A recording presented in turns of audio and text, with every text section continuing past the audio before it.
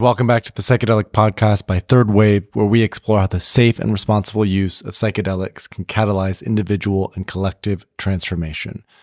This is your host, Paul F. Austin, and today I am speaking with Stephanie Wang, founder and CEO of Empathogenics. Kanna is great for integration after any psychedelic journey. From a shamanic standpoint, it is heart medicine, so it brings you into consciousness through the heart, and it holds that space for you to process all that stuff in a very loving way and gentle way. And that's honestly, that sort of virtual hug or plant hug is kind of what we need, especially in this day and age when we are always, walloped, whether by stressful events or even when we're doing psychedelic ceremony.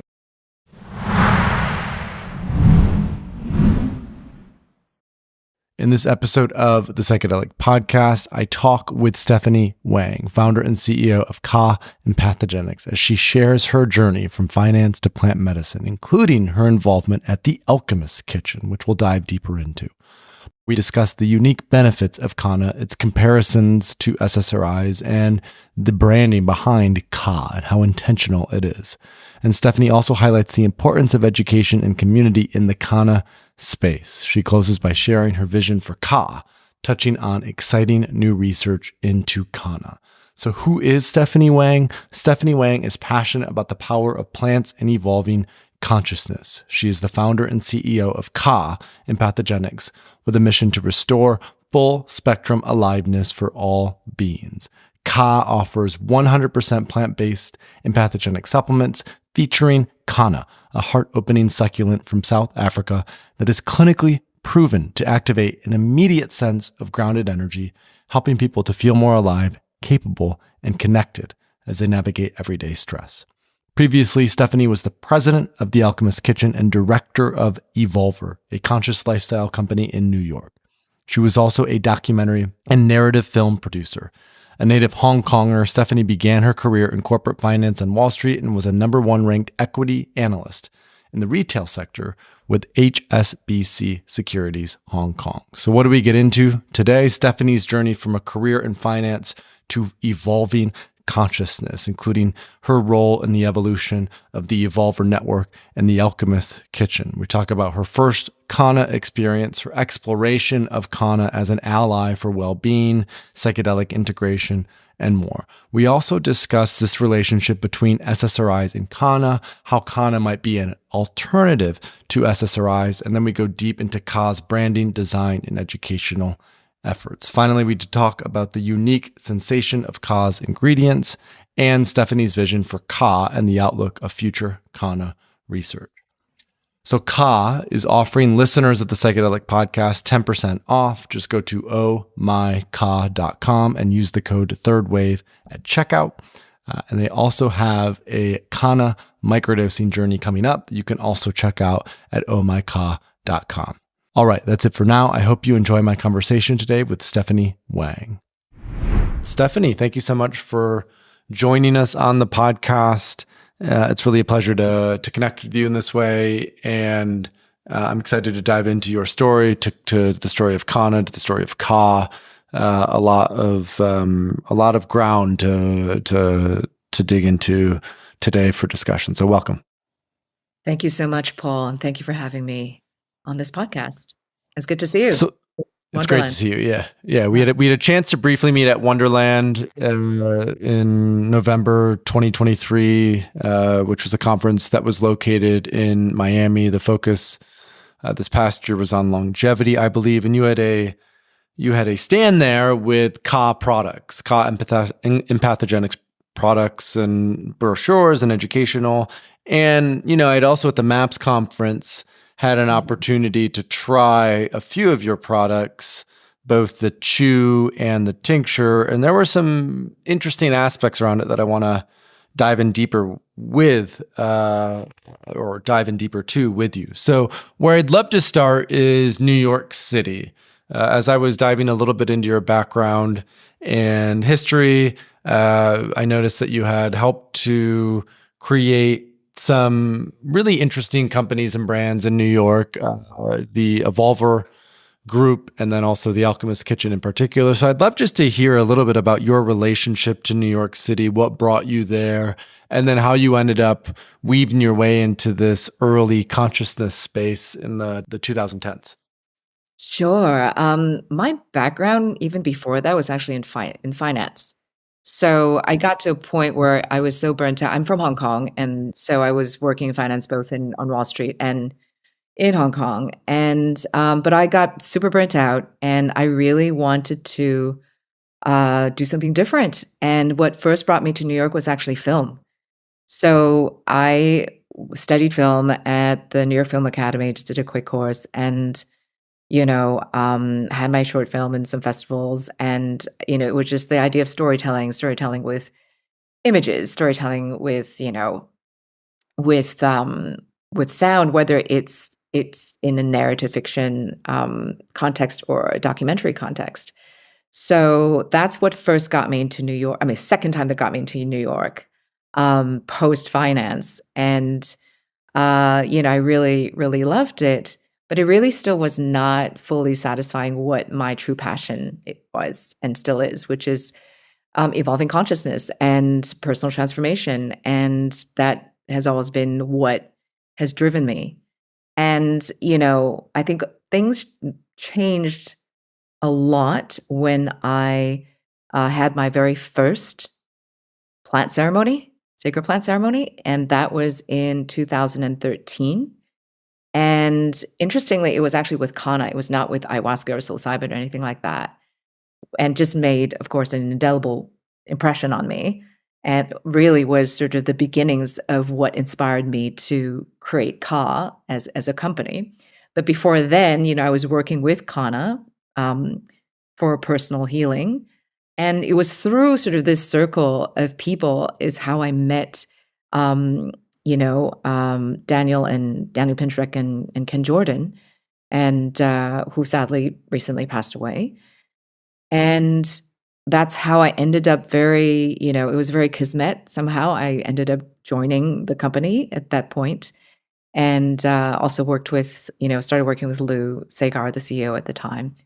And together, the next year of that is when we birthed the Alchemist Kitchen. So, you could say that it was the plants themselves, the psychedelic and psychoactive plants, that actually led me to where where I ended up in New York, which is in the Alchemist Kitchen. So I think it's not a stretch to say that at all.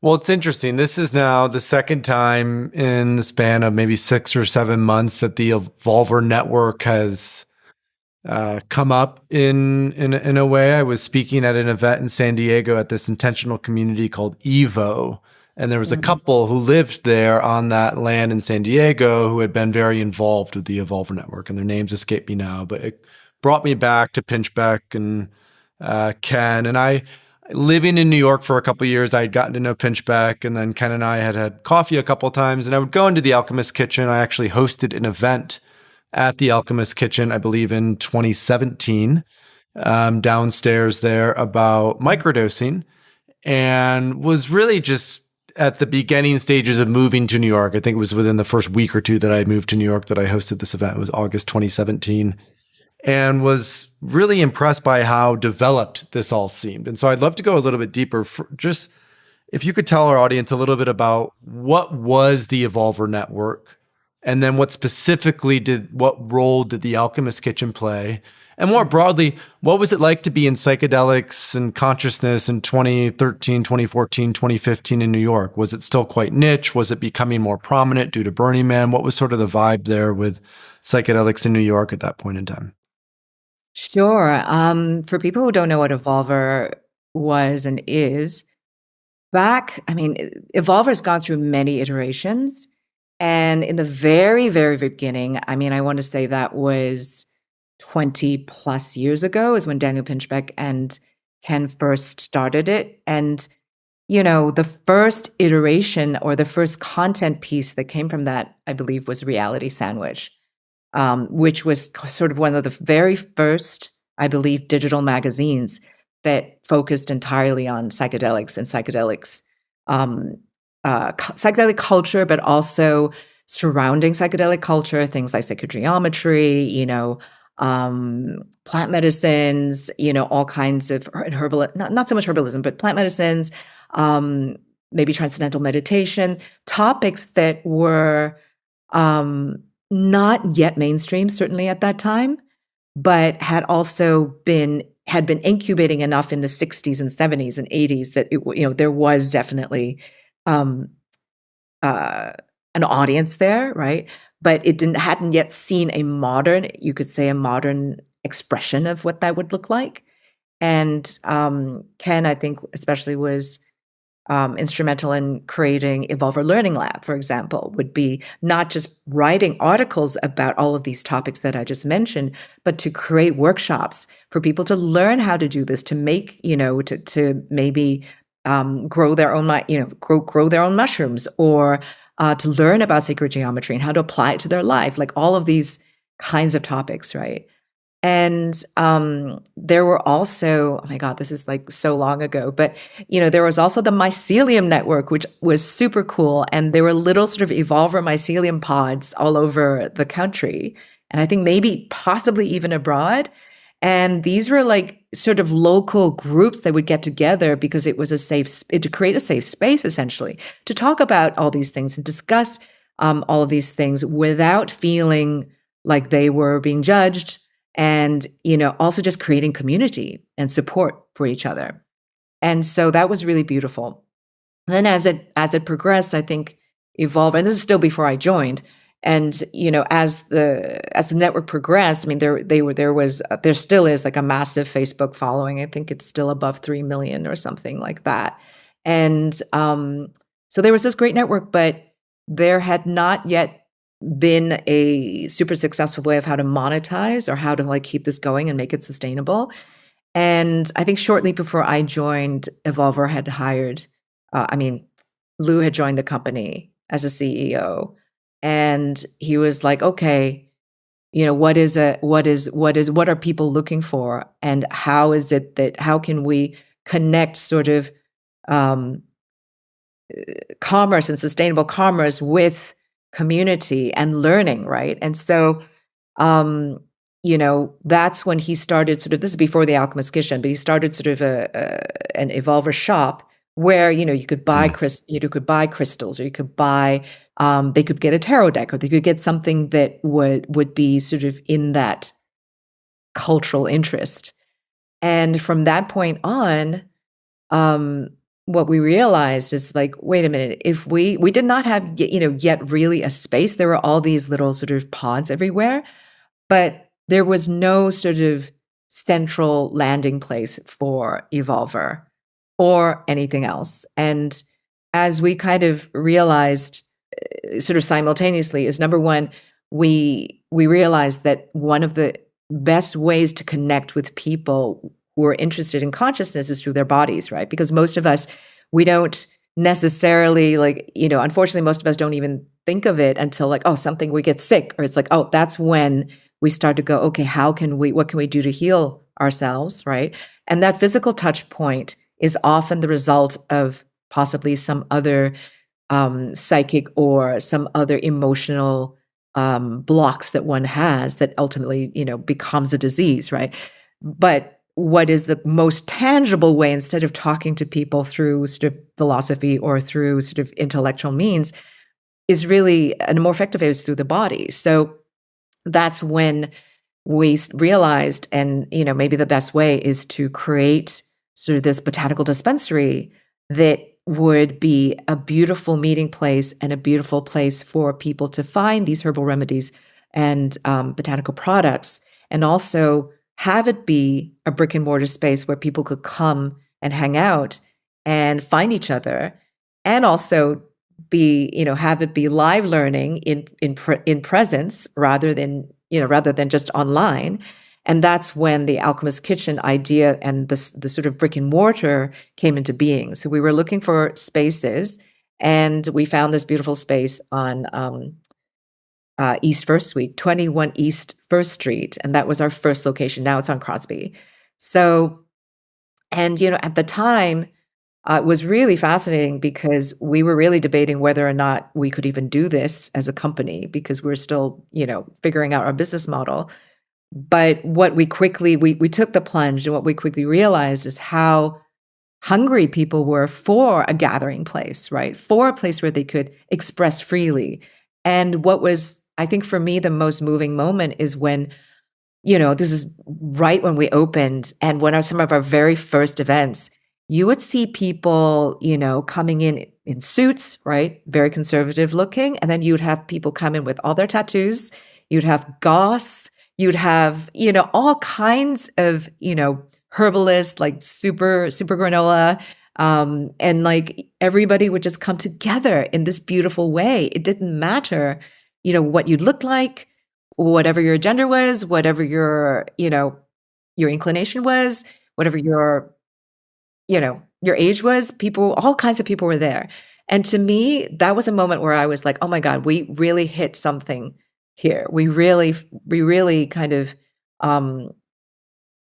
created something here that could really be successful because, not only are we providing, a location and a service in the community, we are actually activating it through all of these different classes and, full moon events, and also through our herbalists who are there to educate people on the products that we were selling, right? And we would also invite the herbalists to come in and talk about particular plants, like what is ashwagandha, what is blue lotus, and they would be able to not just talk about the plants, but also it's a way for them to sell their products, right? So we were gathering some of the amazing creators and makers, artisanal makers especially, who maybe didn't have a distribution network or were only selling, in farmers markets, and we could bring them into the store. And of course, I'm not saying we're the only store who did that, but this was just another place for them that they could come, meet their community, hold classes, workshops, as well as sell their products. So that was really how it all came together in the beginning. Wow, that's fascinating, and it's cool to hear the threads as well. Pinchbeck, who's I would say relatively controversial figure in some psychedelic circles. He wrote the first major piece in Rolling Stone that put Burning Man on the map. Later, soon after that, wrote Breaking Open the Head, which was a New York Times bestseller. And it felt like him and Ken really amplified that notoriety or that popularity into this as you said, this sort of mycelial network of places and locations where local juntos or symposiums or just meetups would take place. And, several years ago, meetup.com was published. And so now there's a lot of just local psychedelic societies, but it feels like the initial push in that way did come from the Evolver network and sort of the current modern internet age. And so you're here at this really pioneering company. You've come out of a finance background and gone and dove really deep into the topic of consciousness and plant medicines. I'm just curious, what was that experience with Kanna like that was so impactful? Because when I think of Kanna, it's like, for me, it's a nice mood booster. Mm-hmm. It gets me into a slightly more sort of heart open space. It's not, and I have moderate levels of sensitivity. I'm not a neurotic hardhead, but I'm also not super, super open necessarily. And so I find it to be pleasurable.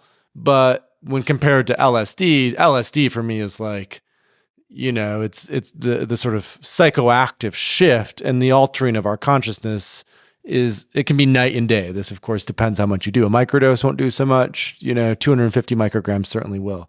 So bring us into that Kanna experience. Was it the ceremony? Was it the amount of medicine? What was the context in which that was happening? And why was that so impactful for you at that point in time? Yeah, it happened, back in 2013. It was in New York, actually. It was not, anywhere exotic necessarily. It was in a loft in Tribeca with a shaman. And I had not really had any besides like smoking some weed. I don't even think I had done any mushrooms at that point. So it was like that, and that was it, right? And I didn't know I just was enthusiastic because I've just always been a very open-minded person. So I show up and, there was a little lecture, but it was very much based on trust because the shaman was giving different people different substances. And later, it was only later on that I found out it was Kanna, but it was what made it so, and there definitely was music, but it was not live. And, we're in groups. We were not told to like, oh, just stay by yourself. So it was very sort of free flowing. But I had a high dose of Kanna for sure. So it was the dosage had a lot to do with it. And I think, it's set and setting. And I just was super open. And I have to say that I really had never felt so heart open, so connected, and so much in acceptance and feeling that sense of belonging. I'd never felt that in my life. And also just feeling love, so much love for everything and everyone around me. And, that's what made it super, super indelible. But I think beyond that was just the sheer ability to connect with another person. Not at all, even remotely, my mind was just like not going to like, oh, I wonder what they do for a living. Oh, what? No, none of those usual questions that you would ask when you meet someone, right? And so that was really cool. And no, there were no hallucinations because obviously Kanna is not psychedelic. It's psychoactive, but not psychedelic. And it was just a beautiful, beautiful experience. So answering your question, Paul, about, okay, you're going to have a mind-blowing experience with ayahuasca or like LSD or something, I think that totally has its place because sometimes we just need our egos just blown right open, right? We just literally need someone to like slap us on the face, right? And like shake us up in order to shake us out of our sort of dual reality, right? Dual consciousness, right? Yeah. To go into this our default mode, right? Yeah, right. It's like. But here's the thing that I only really learned through working with Kanna for many years, is that the way Kanna helps us and supports us and teaches is very, very different. So you have those plants like you just mentioned, like whether it's ayahuasca or even psilocybin or LSD, that just gives you a mind-blowing experience, right? But then you're like, after that experience, you're like, oh, whoa, you're just like, oh, I need some time to integrate this. Or some people keep going and chasing that experience.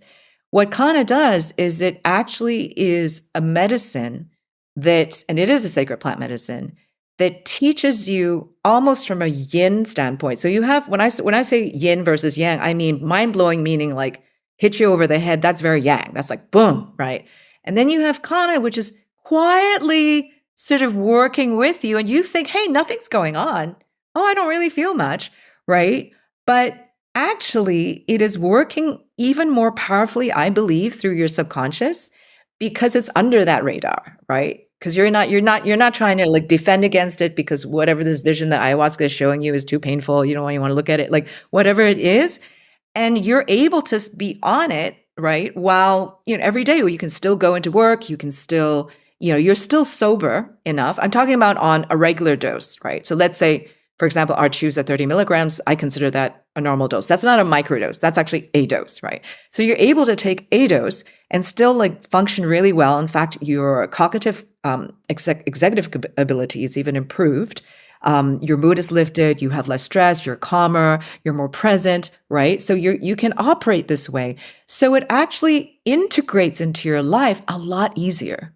Right. You can literally take it every day because it's adaptogenic.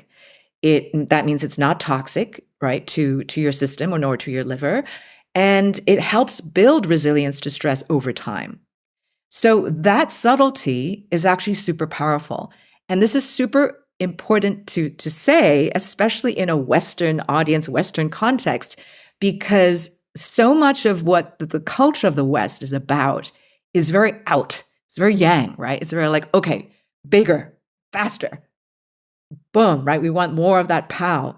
And, Kanna works very differently. Kanna works kind of more yin, right? So it kind of is, it's there, it's supporting you, right? And if you take it continuously, you realize too, a little bit after, like, wait a minute, how come I'm not so triggered anymore, right? I'm not triggered so easily when I'm around my family. Or, wow, I'm a lot more patient with people. How did that happen? And that's because, Kanna has this ability, like I said, it's adaptogenic. It has this ability to kind of reset your brain and help bring it back to factory settings in a way. That's kind of the metaphor I like to use. And so you're not in the vicissitude of a lot of your ups and downs so much. And you will only see this, if you take it kind of continuously over time, which it's kind of designed to do. And what's even more interesting is when I was in South Africa and Namibia, I spent 3 weeks there recently, specifically to find the indigenous Khoi and Bushmen, to speak to the elders and the medicine people directly and say, look, we read all this stuff on the internet and everything, but we would love to hear from you. If we have your permission to talk to you, how would you talk about Kanna? How do you use Kanna, right? And, sadly, very few, if you talk to a lot of the Bushmen and Khoi right now, a lot of this medicine knowledge has been lost. They don't really remember Kanna so much. But you go, I went deep into the bush, especially in Namibia, and I found, these medicine men who, and a few also in South Africa that still use it. And the conclusion I had with, after talking to all of them is that Kanna is very well suited to take as an everyday sacrament. Instead of, yes, you can take a higher dose. No worries. You can do that. And I had also a Kanna ceremony while I was in South Africa. But, what it always ends up calling most medicine people to do is to actually take it regularly because of all of these beautiful effects that I just, shared, which means, meaning that it has a way of kind of breaking you out of the matrix in a gentler way and also sustaining you through that process. So, for example, after you do a massive ayahuasca ceremony, you're like, oh my God, I just shown so much. I need time to integrate, right? Kanna is great for integration after any psychedelic journey because, it has this ability to help you process emotions. It holds space literally because it opens the heart, and it's from a shamanic standpoint, it is heart medicine. So it brings you into consciousness through the heart, and it holds that space for you to process all that stuff in a very loving way and gentle way. And that's honestly, that sort of virtual hug or plant hug is kind of what we need, especially in this day and age when we are always, walloped, whether by stressful events or even when we're doing psychedelic ceremony, right? And Kanna is also great, in my opinion, for before someone goes into full-on psychedelic ceremony as a gateway plant, because it starts to connect you into that sense of oneness, that feeling of connection. So that you kind of have a sense of what that field is like before you go in and do psilocybin journey or something like that. So it's really interesting from a psychedelic standpoint, because even though it's psychedelic adjacent, it's psychoactive, but not psychedelic, it still has a beautiful kind of relationship with other psychedelic plants, not necessarily together at the same time, but in the ecosystem of what it means to work with plant medicines. And this is, again, a beautiful way of teaching how we can come into a more empowered relationship with ourselves through relationship with these plants. I had a couple thoughts there. One was, how does something like Kanna compare to SSRIs, or even more broadly, how do adaptogenic herbs or adaptogenic plants compare to SSRIs? So when we look, because SSRI is something we take consistently, Kanna, it sounds like, can be something we take consistently. Typically with supplements like that, even adaptogenic herbs, I'll do a 5 days on, 2 days off rhythm, because having some level of reset helps with the bioavailability and the efficacy and things like that. But just bring us a little bit into, Kannas versus SSRIs. How do they interact differently? What should people on SSRIs be mindful of if working with Kanna? I'd love to hear more nuance and context there. Sure. So Kanna is a natural serotonin reuptake inhibitor and a serotonin releasing agent. So it's a serotonin releasing agent through the activation of a protein called VMAT2, which transports neurotransmitters out of cells. So it acts on serotonin in two kind of elegant ways. It inhibits the reabsorption of serotonin in the body, and it also actually helps to release more.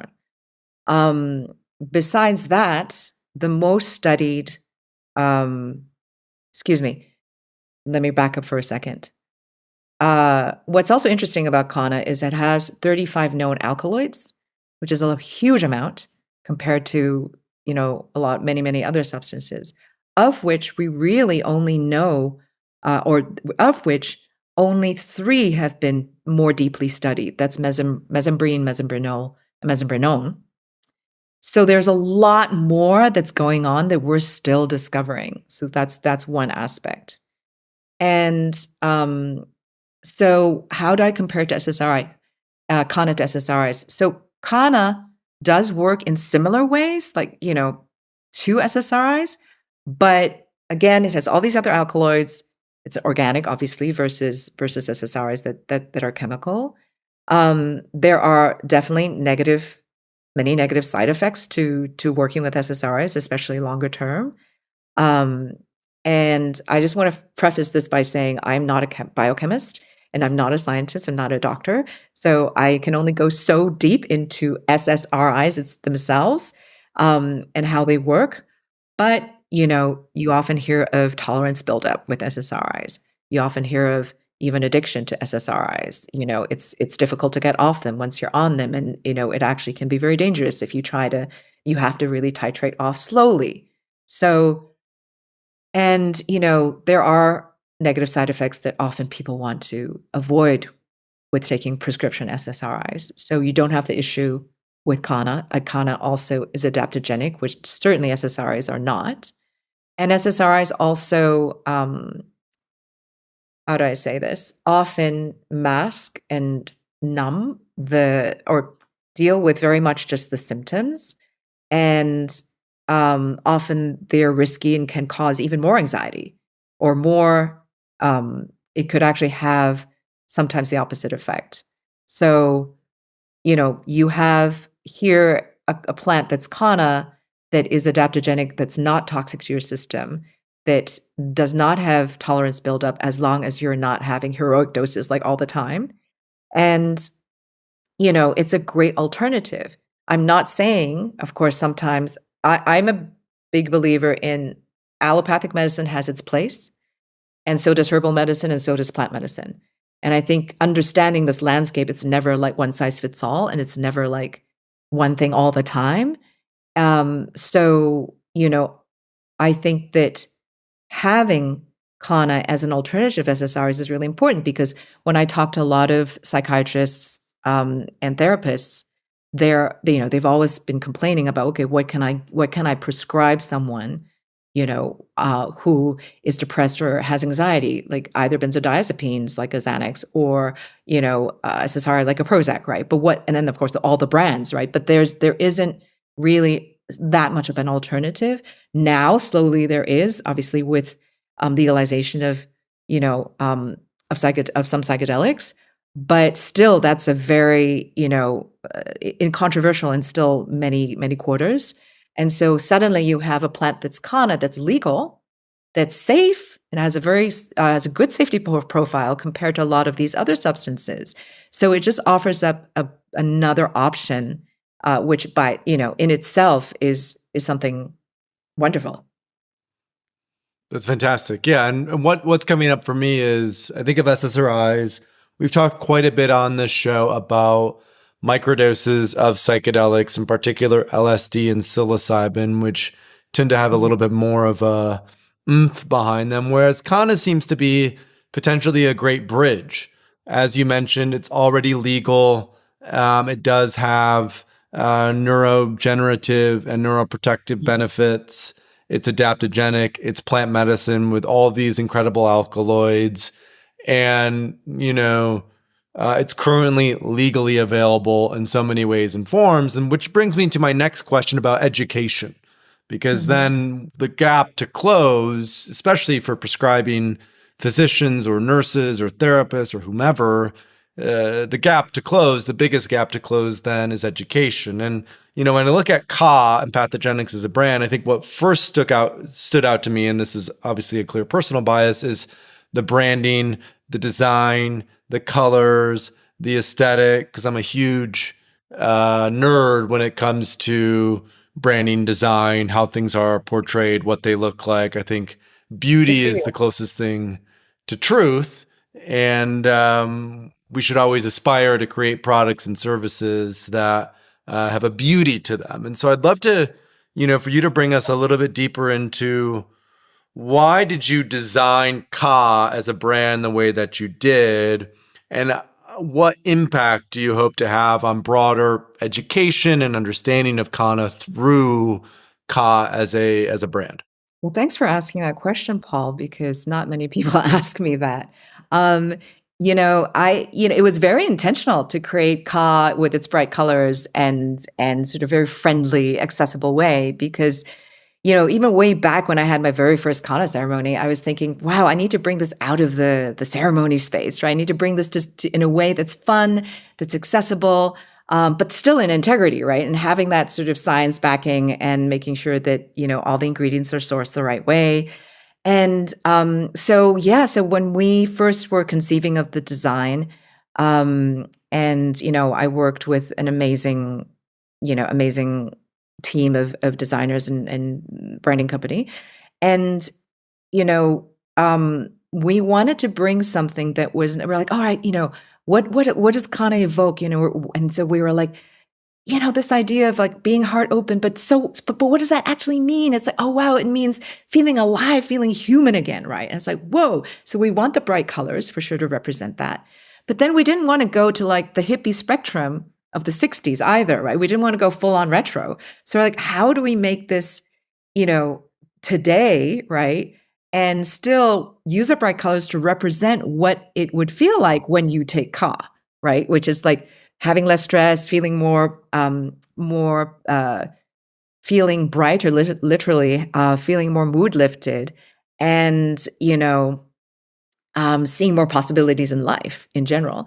So that's how we created it, and we very, very intentionally made it so that it is not scary or too woo-woo looking, or too sort of like from like olden times, right? Where it's like, oh, so magical that I don't know what this is, even though it is super magical. So that's how we came up with that design. And we definitely prioritize education. So whether it's sort of through our posts that we do, so on social, or whether it's like our blog, which is we're about to launch actually, which has a lot of articles. We've done a lot of work assembling some of the best research out there to share with people, because it is very important for people to understand, especially because, ironically, of the psychedelic revolution, which is great, right? Everybody knows about knows about psychedelics at this point, even if they haven't tried it themselves. But because of that, there's also maybe a little bit of like, oh yeah, everything that comes out that I don't know about, I've never heard of, is a psychedelic. No, that's not true, right? Or like, there's so many things that start with a K or sound like a K, like Kanna, cannabis, kava, kratom. What? And then it gets quickly confusing to people. So it's important, obviously, because again, with psychedelics too, I think there's often a great tendency to try and stack things. So it's like, ooh, I want to stack my LSD with mushrooms, or ooh, what can I do with this? And because of that, it's even more important to know about what you're doing, because it's like, hey, we want people to have the freedom to do what they want. But then if you're going to have that freedom, please have the responsibility to know what you're putting into your body, because it could be very dangerous, right? So yeah, so we do our best to get those messages out. And we created a little guidebook too, our Ultimate Kanna guidebook, which is you can download on our site. So yeah, we're going to continue to do as much of that as we can. Fantastic. Education is so key and central, especially for a legal substance like this that's currently available, that's adaptogenic, that's accessible to many. And what's so interesting about Ka, so the first time I tried it was at the MAPS conference in June 2023, and then soon after at Wonderland in Miami, and it feels like pop rocks in the mouth, Yes. which was a Feel the pleasant tingle. surprise on my part because I like the tactile, the Mhm. feel. I'm a huge fan. Some people I was with were like, this was unexpected. This is like, this hasn't happened before. And I've always been curious as to why. So I figured this is the perfect Right? opportunity to ask you, why is it that Kaz chews are like fun pop rocks in my mouth? What's going on there? And how does that help with bioavailability, or how does that help with the Yeah. efficacy of the medicine? So happy you're asking that question. So the tingle in your mouth, the party in your mouth is from this beautiful plant that's synergistic with Kanna, and it's called Agmella or Spilanthes, also known as Spilanthes. And it's this beautiful plant that originates from the Amazon, but now grows in many places. And it is very antimicrobial and very antifungal. It's actually very, very good for you. And it's a plant that's used to treat malaria and HIV, believe it or not. Oh, interesting. Yeah. So as it's doing all the popping in your mouth, right? What it's actually doing is it's a bit of an analgesic as well, right? It used to be called the toothache plant. So before Novocaine Um, or dentists, people would chew this if they had a toothache as well. So there's a lot of history there. What it's doing in your mouth is as it's doing its antimicrobial sort of scrubber bubble magic, it's stimulating your salivary glands. So you may have noticed that you actually suddenly salivate more. And what that's doing is it's preparing your mouth to absorb the beautiful goodness, sublingually through your mucosal membrane in your mouth, which is more direct than through your gastrointestinal system. So the chews were designed in a way to have you go yum yum yum, chew it, and then have it kind of get absorbed through your mouth. And that tingle, besides what it's doing from a health perspective, is also a little sign. It's a little like, hey, come back into the present, right? It's kind of making you notice so that you are also, it's a signaling mechanism also for you to know that something's happening. So there's all of the psychological as well as the sort of the health reasons for that, formulation design. Well, and that was also a question that was coming up for me about what's this relationship between ceremonial use. So in your initial experience that you spoke about in 2013, which from the sound of it was with Armand's group, that initial experience is very ceremonial. There was a specific intention. There was a community element. And that allows for, as you talked about, a certain spaciousness and openness. Whereas, when I'm at a conference with 12,000 people and I take the little tincture, or maybe I get a couple gummies and I'm still on my way, there's obviously a lot more going on. Mhm. And yet, what I'm hearing in your explanation of this is that the tingly, while having physiological effects, I think one of the key ones being a faster absorption rate, because swish it around in your mouth and that saliva helps to get into the capillaries of the cheeks, which is a much quicker absorption rate than through the stomach. But also, it's almost like it's like it's a moment of presence. It's an Exactly. opportunity to have a little bit of a ceremony. I have these little breath mints that are made by doTERRA that are pure peppermint essential oil, and when you put it in your mouth, you notice it's not light or faint. And I feel similar with the Ka, and that's one of the things that I really loved and appreciated about the gummy or the tincture is I've tried a lot of other Kanna products and none of them have that intentionality built in. So, super job well done overall on product formulation and product development. Thank you. And what I'm curious to know, as we're nearing the last maybe 5-10 minutes of our conversation, is vision. We talked a little bit about the mission, but vision for Ka. How do you want to continue to grow and develop this as a brand, as a company, as a supplier of Kanna? And I'm also curious just to hear your thoughts on when you look a year, 3 years, 5 years from now, how might Kanna be rolled out to more and more people? And just as an example of this, you have what I would consider to be a CPG, consumer packaged good. It's consumer facing. You're trying to reach a lot of people with it. There's also research going on with Kanna. I believe it's without the alkaloids. It would be synthetic Kanna for things like erectile dysfunction, if I'm not mistaken, through an FDA approval model. So similar to psychedelics, we're seeing multiple routes and methods. The core difference being Kanna is currently legal and available, whereas most psychedelics are not. So vision, mission for Ka as a company, but also how you see this rolling out in the next 3, 5, 10 years to a broader consumer populace. Yeah. So, you spoke of our mission, which is to restore full spectrum aliveness for all beings. And, the second half of that is really um, to have more heart-centeredness in people, and to bring more heart-centeredness into the world, because that's a big part of what Kanna teaches. And even though we don't often say that out, sort of have that as something up front, that's a huge part of why we do what we do and why I created this company. We're so good in our heads, in our intellect, right, in our minds.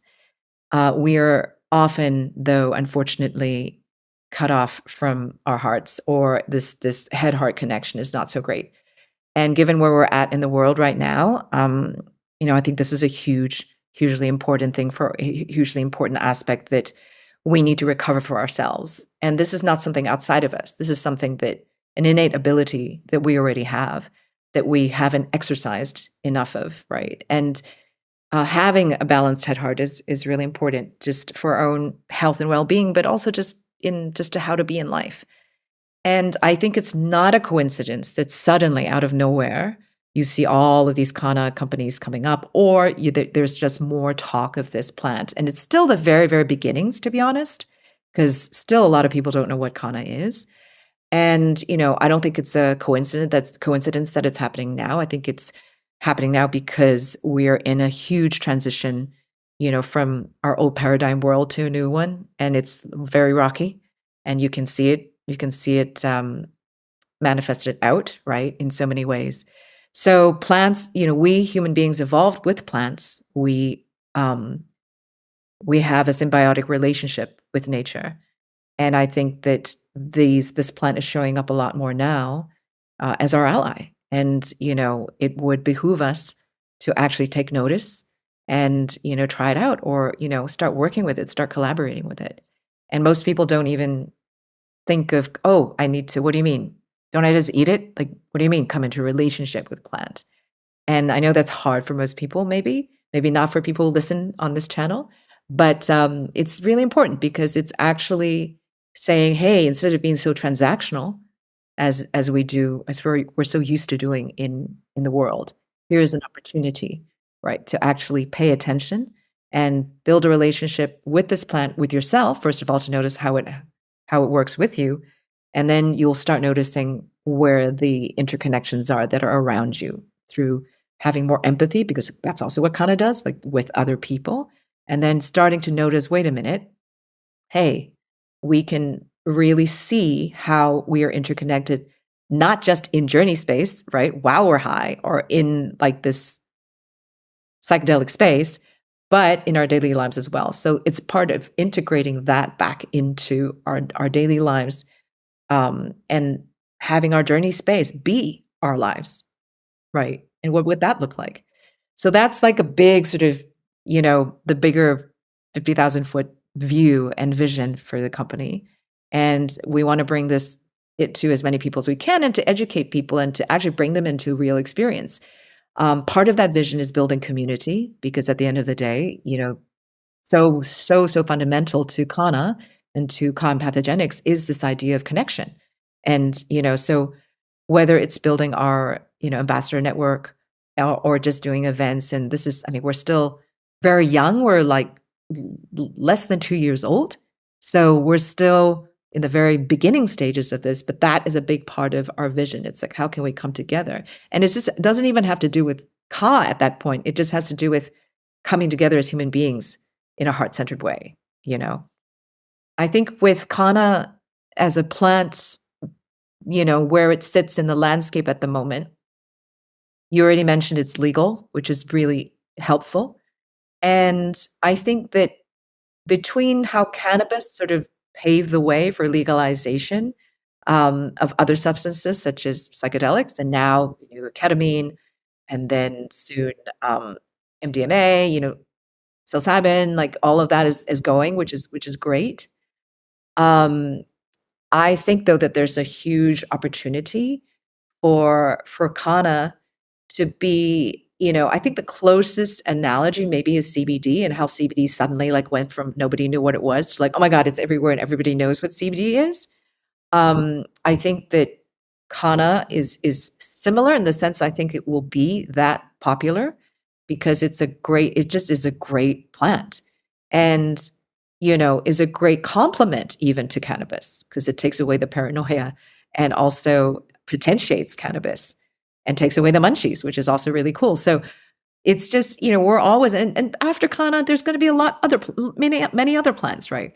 But I think that having like the psychedelic space somehow mapped out gives room for the psychoactive space to kind of come into being more. Not, just to be clear, psychedelics are also psychoactive, but we're talking about the non-hallucinogenic psychoactive space, right? So that's like, Kanna, certainly, sassafras. It's just thinking, I guess kava would Probably be there as well. kava, kratom Right. potentially, although Kratom, kratom has more addiction all of that. potential than. Exactly. So there's that realm. But I see Kanna, I think, gaining more and more popularity because it's easy in the sense that it's subtle, so it's not as jarring for people to try or to use. And for all the reasons I said before, like being an adaptogen, being legal, being not toxic, being a great alternative for chemical SSRIs, as an example, or even something like Adderall, right? Because of its focus improving ability. And there's so much research, Paul. I mean, think about it. There's like all this research on Kanna and addiction that's been happening, right? And there already is research that shows, especially with methamphetamines, how it's super helpful there. And with, I think there was a study on morphine and heroin addiction and Kanna. This is all actually going to be in our blog, but that's one aspect. There's so much, and this is all anecdotal still, right? There's not actual full-on research yet, but even its implications for Alzheimer's because of its ability to lower inflammation and help with chronic disease and even Parkinson's. So there's that aspect as well. And I think this is only the very beginning, and we're going to see a lot more come out of the medical field, for medicinal use of Kanna for all these different kinds of diseases, especially inflammatory diseases, because it's such a powerful anti-inflammatory as well. Fascinating. Well, Stephanie Wang, Ka Empathogenics, stephaniewang.com, and then Ka Empathogenics, that's empath, genics, kaempathogenics.com. Stephanie, any other invitations or offers or perspectives you want to let the audience know about before we close? For sure. Come visit us on our website. Easy way is to say ohmyka.com, ohmyka.com. Follow us on Instagram at ka.empathogenics. And also, we have a special code for you. Use Third Wave and get 10% off. So yeah, and we're going to be starting our next Kanna microdosing journey into the 30-day Kanna microdosing journey into the heart on June 30th. So we would love to invite you to come and join us then. And all that is if you go to our site and purchase the journey bundle, which has like a lovely little journal as well as some stickers and like basically months worth of Kanna tincture and chews, then you are actually entered for free into this 30-day journey that is a facilitated journey that has an opening ceremony, a closing ceremony, and tons of activations in between, like somatic exercises, yoga, meditation, and sound. And you'll also get a private WhatsApp. You'll be part of a private WhatsApp group, which has direct access to myself and our chief scientist and to the community. So it's a great place to ask questions and share experiences. Thank you, Stephanie. So ohmycod.com, Third Wave gets you 10% off. Check out the Journey Bundle. They have their next cohort for the 30-day microdosing journey with Kanna on June 30th. It was such a pleasure to have you on, Stephanie. I appreciate all of the richness and depth you've brought to our conversation, and I look forward to connecting again soon. Thank you. Same here. Thank you so much, Paul, for having me on Third Wave.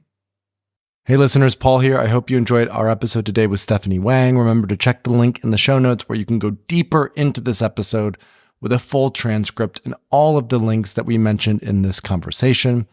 And as a reminder, if you want to try Ka for yourself, just head to ohmyka.com and use the code ThirdWave at checkout for 10% off. And join us on our community forum at community.thethirdwave.co. We have a lot cooking there, and we'd love to see you on our private community platform. That's community.thethirdwave.co. Thank you so much for watching. If you want to stay up to date on the third wave of psychedelics, subscribe to this channel and visit thethirdwave.co, where you'll find plenty of free resources on the intentional and responsible use of psychedelic medicine.